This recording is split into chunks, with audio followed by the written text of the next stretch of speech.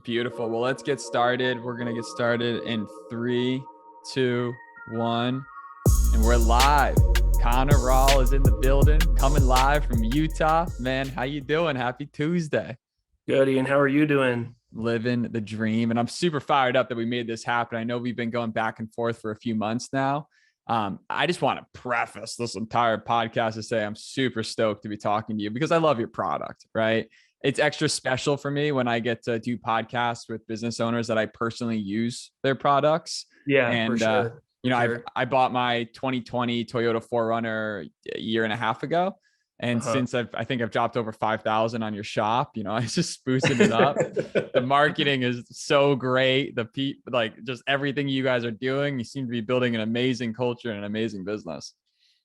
Yeah, I appreciate that. I saw you tag us in a story the other day. You're like, you got the addiction like all of us, like adding mods to your 4Runner all the time and stuff. Yeah. And it's so fun because of the freedom of just having any vehicle. Like when I grew up, my dad always used to say, the best thing in life is having a reliable vehicle because he always just drove like, a total shit box into the ground. Right. Uh-huh. And Uh-huh. I remember, I lived in Santa Monica for 3 years before I moved to Florida. And I was literally just driving a scooter every day, like one of those birds. Yep, Um, yep. it was cool though. It was like Santa Monica to Venice. You're on the beach. You're young. You're like, Yeah, I'm young yeah, and broke, absolutely. and it's sweet. Absolutely. Um, but then when I moved to Florida, I'm like, I need to get the dream car. I love 4Runners because I think that they're like they have that gangsterness, but they don't have that, poshness where you're trying to like be too much. But they just are one of the greatest vehicles, on the planet, in my opinion. Yeah, absolutely. And I feel like as times are changing in the auto industry, it's like one of the last analog vehicles that it has what you need. It doesn't have what you don't need. And there's some features that we kind of wish were on them that aren't or whatever. But at the same time, it's like less things that are gonna fail or break. And so yeah, I really like it. It's got to add some level of predictability for your business because they're not changing everything up, right? It's been pretty similar for the last decade, or if they do, they're mild adjustments. It must be a little bit better to be in that space than, let's say, something that changes every year. Absolutely. It's so nice. Like the fact that they haven't changed the 4Runner, it's still in the fifth generation since 2010. So it's been over a decade. The fact they haven't changed it is just beneficial for us because we don't have to do research and development for new products. It's just been the same. And so yeah, you just get a lot of mileage out of the products you create and stuff. It's cool that anytime you pick an industry, every industry is going to have its own problems and challenges to solve, right? I've never spoken to anybody that's in this, like the auto parts world and learning that. I'd love to kind of take us back. Like, where were you before, you kicked off this venture and kind of, maybe some of the decision-making process that eventually led to deciding to give this a whirl? Yeah, so I was in college, and well, basically before that, I had a 98 4Runner in high school, a third gen, and it was just super reliable. I loved it. It got me off the road and on the trails, and it just took me and my friends to rad places when we were in high school. And so sold that eventually, and then I got married and I was in school and I needed another reliable vehicle. The car I had wasn't going to do it. And so I got a 4Runner, and I was like everyone that buys a 4Runner, you want to start building it out, you want to add stuff to it. Like I said, it's kind of an addiction. And so I follow a bunch of Instagram accounts trying to figure out what I should put on it. But I noticed all the accounts, they weren't posting very good, high quality photos and stuff like that. And I had no intention of making a business or anything at all. And so I uh, make an Instagram account, 4Runner Lifestyle, and I just start posting stuff. And it's a good lesson to learn because it seemed like at that point there was so many big Instagram accounts of 4Runners. It seemed way too late, to do anything. And I'm like, well, I don't really care. I'm just want to interact with the community, and I want to post rad stuff, and I'm passionate about my 4Runner. So yeah, I started posting on it just super, super consistently. And over time, it started gaining a lot of traction, getting a lot of followers. And I was in my senior year of college, and I'm thinking, man, this has got like 70,000 followers now. Like, I don't think I'm gonna like do what I wanted to do for my career, like when I went into school. And I'm thinking, well, I've got 70,000 followers, I can monetize now. And so, yeah, like that's when the brand was born. What was that you were in school for? I was in school for business management, but I didn't really have a clear path of like what I was going to do after college. So it kind of like it made sense. 70,000 followers. I'm like, okay, like if you can't do anything with 70,000 followers, you're kind of an idiot. I better do something with it. So a lot of these posts were just like general, just sweet looking 4Runners. Like you weren't linking anything to a shop. You were just shouting out people for sweet cars. Yeah, totally. So yeah, I didn't have a website or anything. I was just like screenshotting other people's posts and their cars that they would submit to me, because like people like to get reposted and stuff. And so I wasn't even creating the content. I was just bringing it all together on the Instagram page. But as you like get more followers and stuff, people submit their 4Runners to you. They're like, hey, like repost this on your page. Like it's a really active community. Everyone is like super chill, way cool. Like sometimes you see a 4Runner and you give like a 4Runner wave, like almost kind of like a Jeep type of thing. And so yeah, it was a good community and everyone like bros down and stuff. I love that because it's so true. Like again, when you're picking an industry to work in, you have to ask yourself who are the type of people you're going to be talking to.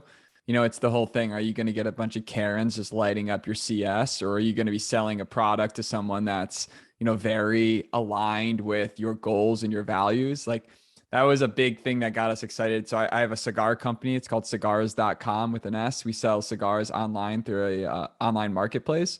And I love it because it's like the type of people that are attracted to smoking a cigar or driving a 4Runner are just chill peeps, you know? 100%, 100%. And you're able to just do that. And I like what like you mentioned about just posting it, because anyone can do that. Anyone could do that with anything they like. They could just start the brand, they could start the page.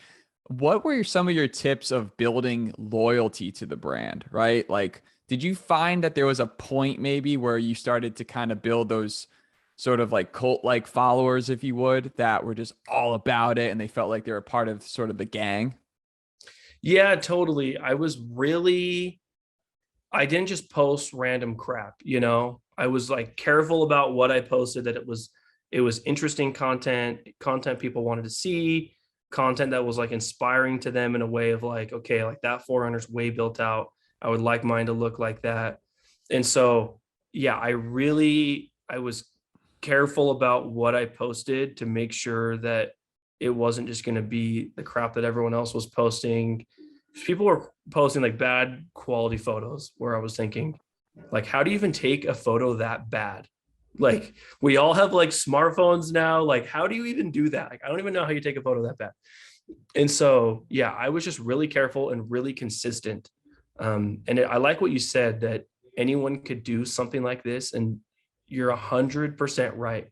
Like finding something that you're passionate about and creating an audience, whether it's on YouTube or Instagram or TikTok. Like I would have never expected to start a business from this.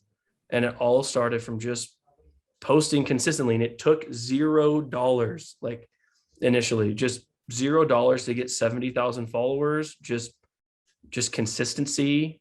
And that's really all it took. And so, yeah, people kind of overcomplicate things sometimes and think that they're going to have to spend a lot of money on ads and everything like that. And it did take like 3 years to build up that following initially, but like we all have 3 years. Like you can do it if you're consistent with it and you're passionate about it.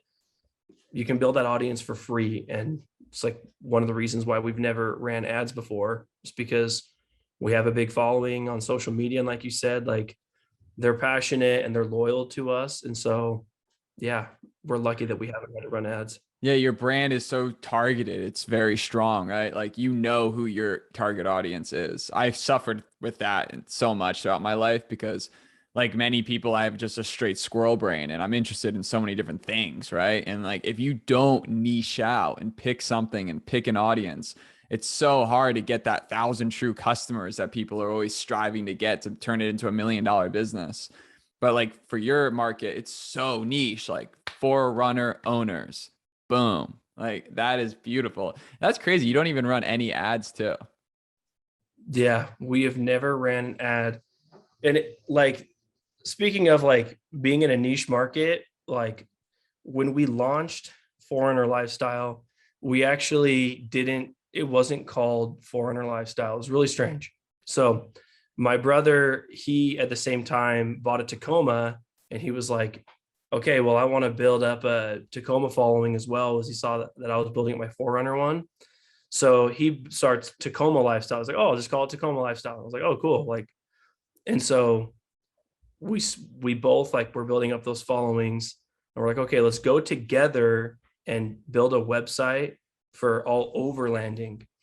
So like overlanding is like a mix between off-roading and camping. It's super popular right now. It's like it's really growing. And we just felt like no one was really like monetizing right in that space. And so we started an overland website. And basically we're like, we'll use our followings together to funnel people to this overland website. But as time went on, we felt like it was growing and it was actually doing really well. But after about 6 months, people were getting confused. Like our followers were like, hey, like, are you guys like affiliates with this company? We're like, no, like we are that company. Like we're the same. They're like, but you're called 4Runner Lifestyle, and this is like a different website and different name. And we kind of, I had this moment where I was thinking, okay, well, out of all of our followers, there's 100% chance that someone that follows 4Runner Lifestyle is interested in 4Runners, but not everyone that has a 4Runner is interested in overlanding. And we like had this big moment where like, okay, like we're doing it wrong, and we had to pivot. And so we launched 4Runner Lifestyle website, which is just specific to 4Runners. It matched the Instagram page and everything. We just broke off the overland side. And overnight, we like doubled our revenue. It was insane. And we were like super, super grateful that we did that. And people like always laugh sometimes. They're like, wait, so you just sell 4Runner stuff? Like that's all that you do? And I'm like, yeah, like it's super niche, but also like you said, you're really able to target people. You're doing marketing to them, and you just, you know, they have a 4Runner, and you know they're passionate about it, and you know they want to buy stuff for it. And so doing that pivot was the best move that we ever made.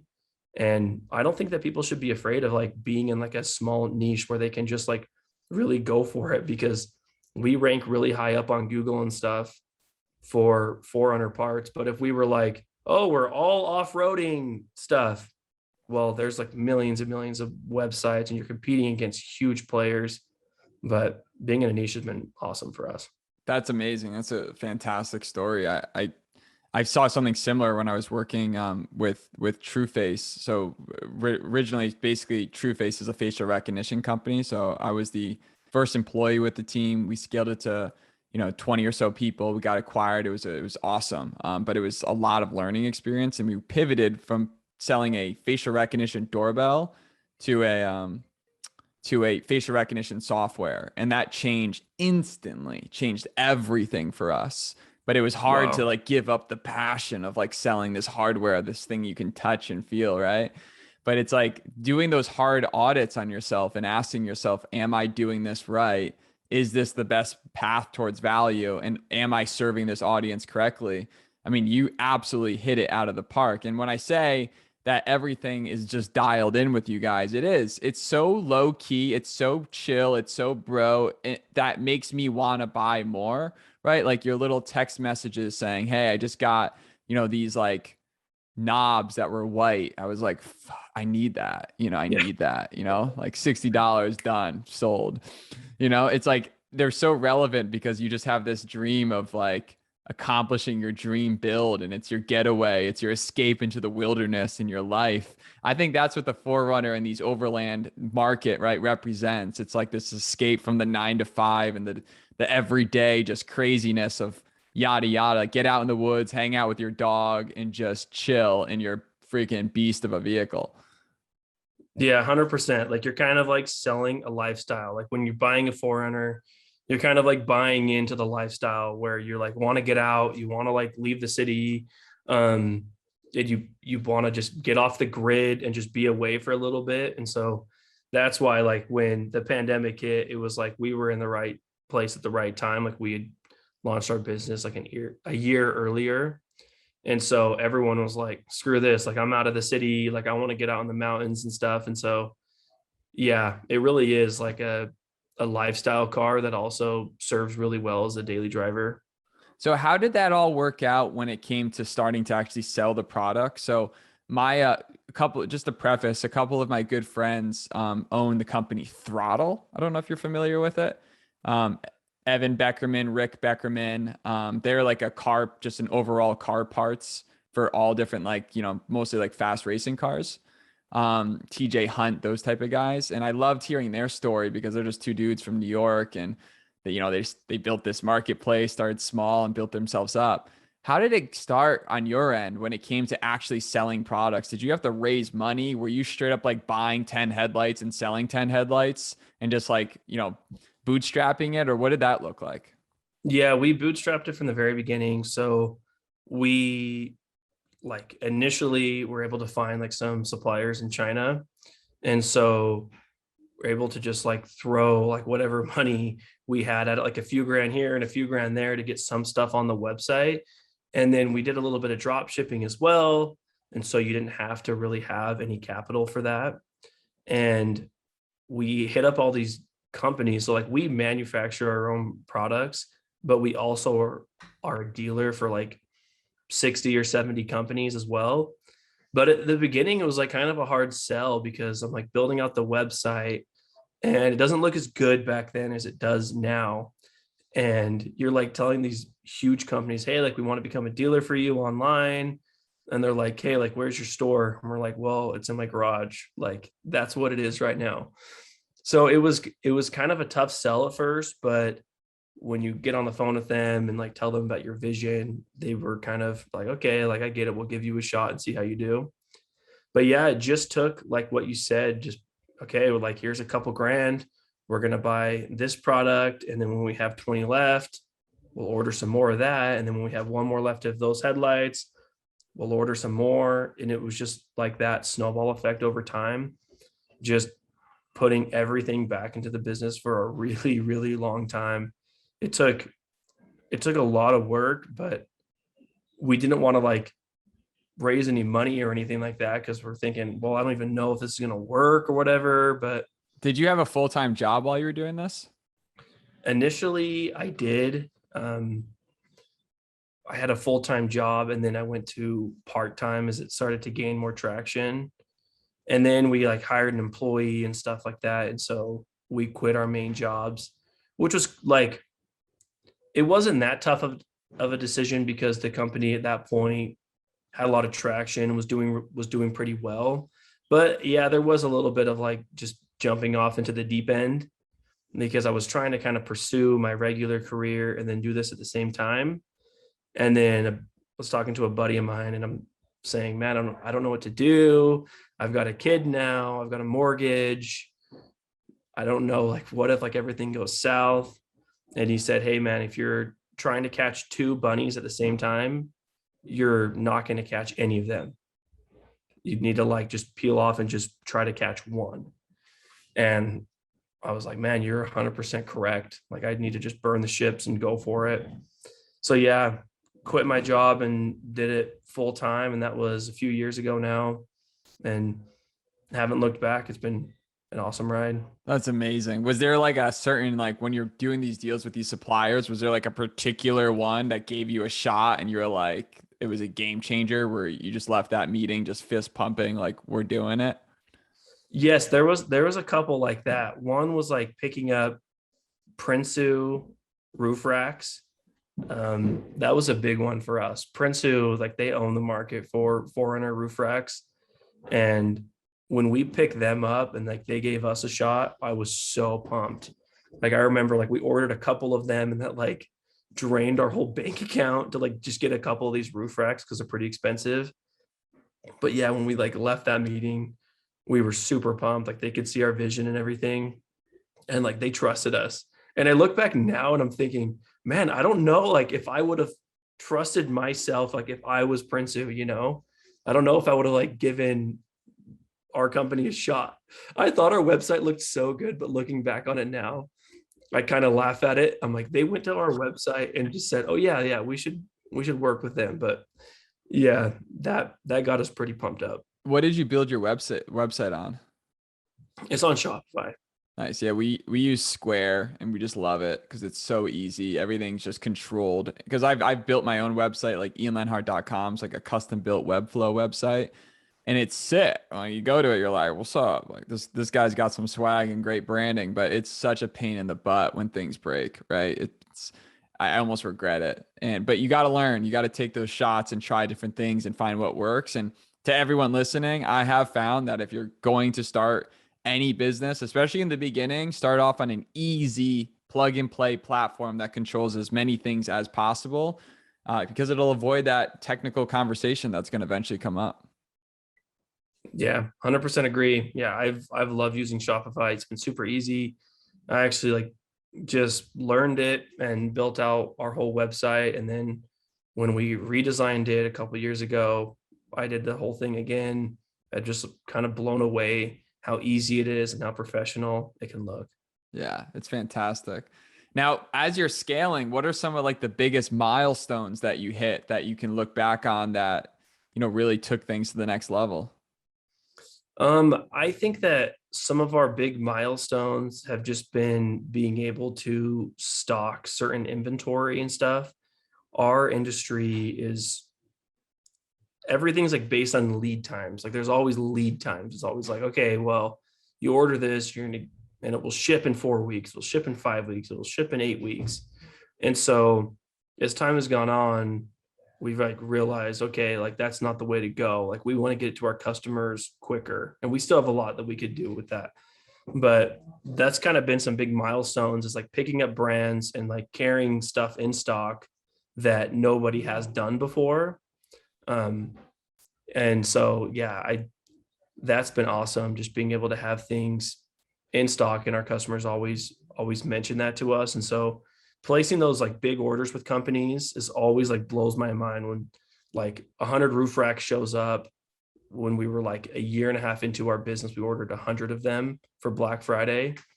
And we're like, okay, like we're the only ones that have them because nobody else really stocks these. They all drop ship them.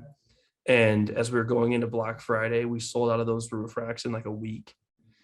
And I remember like me and my business partner, we like took a picture outside of our little warehouse, and we're like had our hands in the air. We were just so pumped. I couldn't believe it. And that was like one of the big milestones to me, is I was thinking, wow, like this is really working. We never thought that we could ever sell that many roof racks at one time. And we did it, and I was just blown away. Yeah, the Prinsu roof racks are fantastic. I looked at Gobies, I looked at the other ones, and it just the sleekness and the look of them are just gorgeous. It was a no-brainer. Yeah, they're rad. I think my favorite purchase probably is the Morimoto headlights, just because the stock halogen lights on 4Runners are just so bad, and like getting the LEDs is such a game changer. Yeah. I need to like see. I saw a picture of your 4Runner the other day, but you've got the headlights. You said you have a roof rack now. I got the Prinsu roof rack. I got the four little holders, which are so unnecessary, but they look sweet because it's like black and white. It's like Gucci'd out. I got the headlights. What else did I get? I think those are the major things. There's definitely one other thing I'm missing that I got.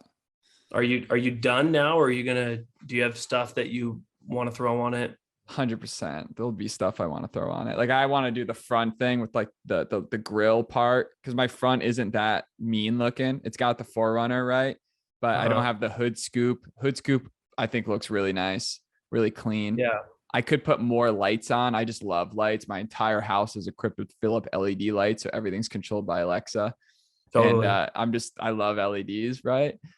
So I'll put that on. I'll do the front grill and then black out that bottom part, maybe the skid plate. I'm just kind of more of what many people unfortunately would call a pavement fairy, right? Like I dip my toes in the off-road, but I'm not a true off-roader. I just like to feel like it. And hey, your stuff does a great job to do it. Totally. No, your 4Runner sick, man. I'm like that it's getting built out. Yeah, it's fun. And it's fun too because it's just taking out people on a good time. Like I use it mostly for putting paddle boards on when I'm just like dipping out to the water. I like just I've camped in there before, just literally put like a blow up thing. It's big enough. The 4Runner trunks are big enough where you can just straight go camping. Oh yeah, I'm getting a dog in summer and he's going to be a straight beast. And roll down the back window for the dog. And the back window feature is one of the most amazing things. Every company needs to adopt that. 100%. It's like the most simple little thing, but I honestly love it. Like rolling in the summer and just like having the back window down. It's a flex. I looked at the TRD Pro. I think the SR5 is just the play over the TRD Pro because I just think it's way more fun to make those upgrades. What are your thoughts there? Yeah, like the thing is, I think a lot of people buy the TRD Pro like I did, and then eventually like swap out the things that made it a TRD Pro to begin with. And so, yeah, I'm seeing a lot of people like start out with an SR5 or a TRD off-road and then just like swapping things and stuff instead of getting a TRD Pro. And also the TRD Pros, like they go for way over sticker right now. It's just ridiculous. And I can't get on board with paying over sticker ever. I just can't do that. I hear you. The other thing I have is the back ladder because the ladder is that you need the ladder in the back. Oh yeah, totally. Like I was hanging out with this girl the other day and she's like, so what's this ladder for? I'm like, yeah, well, yeah, I mean, zombie apocalypse. If I got to get up there, you know. Yeah, for sure. It's funny. It's the whole spiel. It's the whole look. It's the 4Runner lifestyle. And that's what's so fascinating about your brand is that you built this lifestyle. And a lot of people might try it. You were successful. And Instagram seems to be a very hot topic for you. What other social media channels were like big for you? And what were some of your learnings there? So yeah, Instagram is huge for us. And it's been this weird thing where we've just had a hard time jumping to other platforms. We know that we've needed to a lot earlier, but we were just busy and crazy. And one thing that we neglected big time was YouTube. And so YouTube, it's like, if you get a part in the mail, like where are you going to go to figure out how to install it? You're not going to read some stupid manual. You're going to go to YouTube. And so YouTube has just been this big wave that we've missed over the past couple of years, which as we've grown, we're like, okay, like we can't neglect it anymore. And so, yeah, we're really active on YouTube now. And that's super nice when someone buys something from us. We have a link in the description right to that YouTube install video. And so we're doing a lot of install videos right now.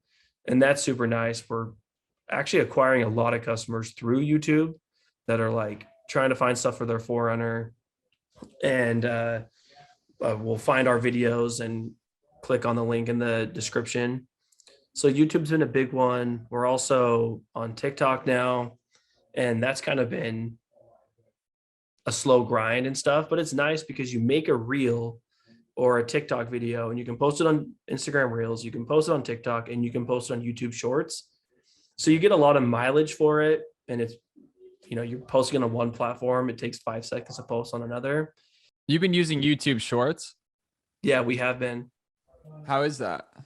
It's actually been good. Like there's been some videos that have gotten some pretty decent traction. It's nothing like Reels or TikTok for us, but I think YouTube with our algorithm and stuff, like they will prioritize their own features and stuff. And so that's been good. We'll post something like a snippet of our video and link it to our main video, or post about a product on our shorts that we wouldn't make a whole YouTube video on, but it's definitely worth sharing with our subscribers. So yeah, we use YouTube Shorts a lot. When you think about posting on social media and as you started to outsource certain elements of your business and grow your team, did you did you want to control the social media aspect and you be the one that's always making the content, or did you hire people to help you with the content? What was kind of that decision making process like? So it's kind of weird. I feel like with the business, I'm always down to like,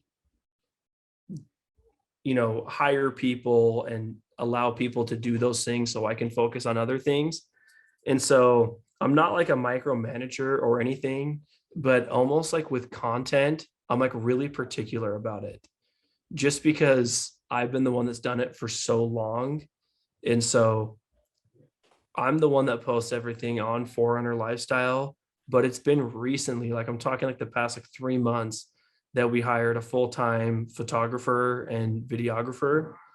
And it's honestly been a game changer, like letting go of some of the control and seeing what someone else can do with it, and like seeing like their strengths come to play, which are some things that like I wasn't as good at. And so having a videographer has been amazing, and a photographer. And so I've kind of like let go of some of the control of the content, and it's been for our benefit. So yeah, like we have a guy that creates all of our reels and stuff now and takes photos of the vehicles and comes out on the trails with us and documents it. And yeah, it's been like a good lesson for me, to be able to like recognize things and be able to know that like, okay, well, like I've just been doing this for so long, but there's other people that are extremely talented and more talented than me in some ways that can do it better. And I didn't really have the time to really focus on the content because I'm like also running a business. Yeah. And so, yeah, it's been nice to be able to have a full-time guy that takes that over. I feel like the more I talk to different people in all different walks of life, that's the common theme is relinquishing control is going to be obviously the fastest way to scale, but it's so tough in the content world because you have your own flavor. And if it's not the exact flavor, you get so frustrated and immediately go back to your flavor. So it's like, for example, Sky from Sky Life, Sky Cowens, she's got like 500,000 YouTube subscribers. She creates content about the spiritual world. She's freaking awesome. Such a cool person. And she makes these unbelievable, essentially mini documentaries every time she does a video. And so much production goes into it. And she was killing herself just making these videos, filming, Oh, editing. yeah. It was nuts. And she would never let anyone else edit. And she was telling me she finally, after 3 years or something like that, relinquished control and found someone who's pretty good. And it's changed her life because now she can focus on these things. So that's a good lesson for us. I mean, we're working on finding some great people to help us with cigars on that front. Because obviously, we need to get different flavor of people, but it's something that I know all content creators go through. So it's very interesting that you face something similar. Yeah, totally. Because there was so long that like when you first start a business that you're working in your business, and then like you hire some people, but I was still like working in the business. I wasn't able to work on the business. And so being able to hire talented people, I think that at first, like when you first start a company, you're kind of like see it as an expense. You're like, okay, well, like if I hire that person, that's going to cost this much, but not paying attention to the value they're bringing and the revenue that they will bring in from their work, and allow you to focus on the main things and, like steering the ship in a way. So yeah, that's been like a huge lesson to learn is like, okay, like when you hire the right people in a smart way, they're going to bring so much value to the company that it shouldn't view it as an expense. Like you should almost view it as an investment that's going to bring you more money in the future. When you went through that early hiring process, because it's always difficult for any startup, especially when you're bootstrapping, you don't have money to just pay someone 100K a year, right? Like in the beginning. When you go through that process, how do you have those initial conversations? Do you do equity, or are you more so just finding like ways to gear up and paint the future? Can you tell us a little bit about your thought process of how you paint that to like some of your first employees? Yeah, absolutely. So we're kind of in a unique spot where we're in Provo, Utah. So there's two universities that are just like smushed in this town. And so we have all these college students that are looking for a job. And so initially we're like, okay, well, you're going to get paid this. It's not terrible, but it's obviously not the best. But we're going to work around your school schedule. We're a growing business, so you can like work up in this company because there's so many positions that we need to fill in the future. And then we're like way chill with them taking time off. Like, hey, like if you're going to go camping, just like go for it. If you're going to go to Hawaii for a week, just let us know in advance. Like, we're like just been way chill about that stuff. And also we've hired a lot of enthusiasts. And so most of our employees drive a 4Runner or a Tacoma already. And so they're like, okay, cool. Like all those perks. And then I get parts for wholesale. So that's been super nice, is like hiring people that are also passionate about it and believe in the brand. It's been kind of interesting. Like there's been some positions that, it's kind of like, there's definitely like a ceiling where you're, if you're fulfilling or something that, you eventually you're going to want to work up to a different position. But Right. most of our employees, they want to stay here long term. Like they're in school, but they're like, hey, like what positions are available here when I graduate? I want to stay in this industry. It's so much more fun than my last job. And so we've tried to create a good balance and culture in our company of like work hard, play hard. Like we have a lot of fun, but we also get our shit done. Love that. I mean, it's thank you for the transparency there, because it's great to understand, that there are valuable resources in the college market that people can use and leverage in the beginning. Because I mean, first of all, who wouldn't want to work for a company like yours? It's so much cooler than JP Morgan, right? It sounds so much more fun. It's the dream, right? You're working in an industry that you love. Do what you love. You'll never work a day in your life. So, Yeah. It's yeah. cliche, but like super, like way true. Like we all go hit the trails together and stuff. Like we all like once a month, we'll go camping and go hit trails and stuff. And yeah, everyone gets paid while they do it. And so you're like, okay, it's a fun job. We're in college or whatever. Sweet. But then we also have career positions here as well that, people that are graduated are in and stuff and that are working up. Totally. Yeah, no, I love that. And then what about the fulfillment process? Because, in my industry with cigars, it's easy, right? Cigars are so small. We can just flat rate ship. It's a very simple process. But when I order a package from you, I got packages, like real big boy packages. What has been your experience navigating that? What were some of the frustrations and maybe like some of your fixes to those? Truly the most difficult part of the company, I would say, is like dealing with the warehouse and like inventory management and fulfillment. And so that is just like an ever evolving thing that I still feel like even to this day, we're still dialing in. And in 5 years, I think that we'll still be dialing it in and like fine tuning to a certain extent. But yeah, like when we're shipping things, some stuff, we have a forklift, it's freight stuff, which is like a whole nother beast. And then we have small things and big things. And so, yeah, it's been like probably the biggest headache of the whole company is like figuring out how to ship this stuff. Because as time has gone on, we've gotten into more things that are just bigger and bigger and bigger and more difficult. And someone can order 5 things that are just completely different and like may need to be shipped all separately and cost a lot of money. So navigating that has been difficult. But yeah, I think a lot of learning and research about it has helped a ton, and being in contact with smart people that know what they're doing to get us better rates on things and stuff has been super helpful as well. Can you talk more about getting better rates? Is that like directly, like, you don't have to give obviously your trade secrets, but when is that working with USPS or FedEx and just calling up and getting a rep on there and making sure that they understand your business and they can do like corporate discounts if you hit certain volumes or something? Yeah, totally. So like just recently, like we've been shipping with UPS for larger items for a long time and smaller things with USPS. And then recently a member of our team reached out to FedEx and was like, hey, we're shipping, X amount of these and X amount of these. What can you do on our rates?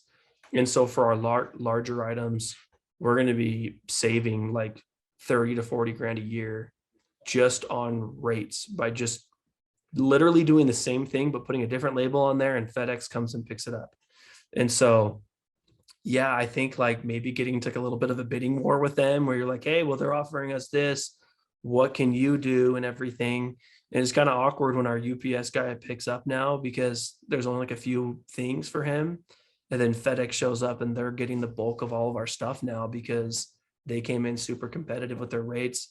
But yeah, we just found a local rep that worked with us, and they're like, dude, you guys are overpaying for everything. And we're like, okay, you guys do the same thing as them, but gonna give us a better rate. Let's do it. Yeah. Cross shopping is important, right? Price checking and just being, it's sales at the end of the day, right? It's making sure people understand that you are in the market and you give people options.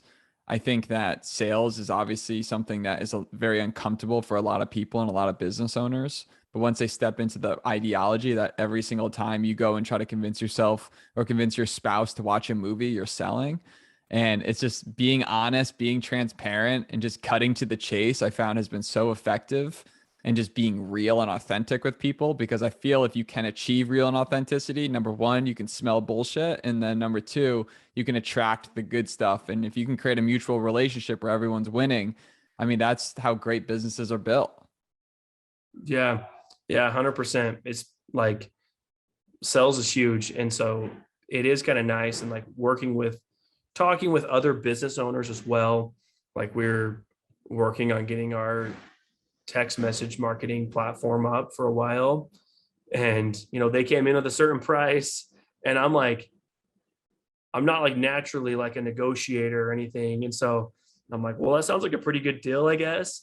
And then I like talked to my buddy that uses them. Their company's pretty large, and they said, okay, well, we get these rates. And it was like half what we were going to pay. And so coming in with that as a bargaining chip, hey, like my friends with you guys, he gets this. Talking with other business owners and stuff can help you get a good gauge on if you're getting a good deal or if you're kind of getting screwed. Yeah, I mean, SaaS companies and just any of these people, they can sell their product for 75% cheaper if they need to. Yeah, Totally. It's such a weird thing. it's the fact. It's the fact how the world is. And what's crazy is these big corporate companies, what they'll do is they know that, right? Like a big company with 10,000 people, they know that you will come down to get the deal in at the end of the quarter because you need to, right? And they'll use that against you, and they'll wait to the last second to get you to drop your rates. So there's definitely some combating, some swordsmanship that happens inside of those philosophies of just getting to the right price. But if you're willing to stick it out and just be honest, like, hey, look, I will give you a deal. I will literally, you will walk away, your quota will get hit, and it will be good, but I'm just not going to pay more than this. It's just that simple. So call me when you're ready. And then all of a sudden it's like, oh, so sucks to be on the other end of that. But at the same time, it's great to get a sale. Everyone wins, Totally. It's a weird space. And I love things that are just, this is the price and it just is what it is, because I'm like, it's so hard to figure out like where the right point is, like where like is a good price. That's a win for me. It's a win for them. I'm like, I hate the guessing game, but yeah, if you have friends that are already using a certain company or they're using their SaaS products, that you can talk with them and get a gauge on what they're paying and everything, it really helps be able to navigate that. Yeah. Yeah. Having friends is great. All business is so important to build relationships with people from all over. And it must be interesting in your industry. Like, how do these companies control the prices, right? You're getting at a wholesale price, but they're making sure that that price is still going to be consistent across all their outlets. Is that a pretty common thing that they're very, very strict on like keeping it at a certain price as to not create like unfair advantages or anything in the marketplace? Yeah, super strict. And we love working with companies that are way strict about it. So they have an MSRP usually, which is just like the regular like retail price. And then they'll have a MAP price, which is like the minimum price that you can advertise a product at. And so basically like our whole website is at map pricing to give our customers the best pricing that they can find. Because you realize like if you have your stuff at MSRP and it's above map, so you could sell it for cheaper, other people are selling it for map. And so realize our customers aren't dumb. They're going to find the best price possible, whether it's with you or someone else. And so we have things at map. And then if we ever somehow accidentally go down too low, or they have a price increase that we weren't aware of, which like communication with these companies can sometimes be difficult. Like they jump on you super quick. They're like, you have to get this at map pricing ASAP. You're going to get cut off. You're not going to be able to sell these things. You cannot order on our website until you fix this mistake. And so luckily we have a guy that pretty much does that full time, is like watches all the pricing and stuff and make sure that we're competitive and that we're not too low, we're not too high, make sure we're at that sweet spot. But I think it's a lot of companies in our space that we're a dealer for don't watch it too careful. So you're like looking and, you know, we have something for sale for like $270, right? Which is the cheapest we can have it. Some other companies just sliding under the radar with it at $250. Oh man, that just pisses me off so much. And so I like hit up the company. I'm like, hey, these guys, they're in violation of MAP. You got to hit them up. You got to hit them up. But I think in our industry, there's a lot of people that are just drop shipping. So they've created like a little Instagram account and they're only drop shipping, and they just try to slide under the radar and with MAP violation and just being cheaper than everyone else. And so we're always like looking out for those people. We're like hitting up the companies. Hey, you got to get this guy out of here. He's constantly under MAP on purpose and just trying to undercut everyone. But the problem is like when everyone's going too low, it's just like a race to the floor, you know? But if everyone has it at MAP, then it's a competitive space and whoever has the best marketing is going to win at that point. Yeah, that makes total sense. And it controls the branding, controls the experience, creates predictable revenue for everybody. And I'm sure there's always going to be people trying to like beat that. I mean, that's naturally every business person's first instinct, right? But the idea that everyone is controlling it makes total sense. And it's also why when I go to your site, I typically don't see giant fluctuations in pricing, right? Like sometimes you have these sales, which are fire, like your Black Friday. I think I was one of those dudes that got the Princey rack for the Black Friday. It's a good call. I mean, I definitely got the headlights at the discount price. That was a big deal for me because those are expensive. It's pricey. Super pricey. But you need good headlights. I mean, like you don't need them, right? Whenever you have that question, that's why it's an addiction. You don't need any of this shit, right?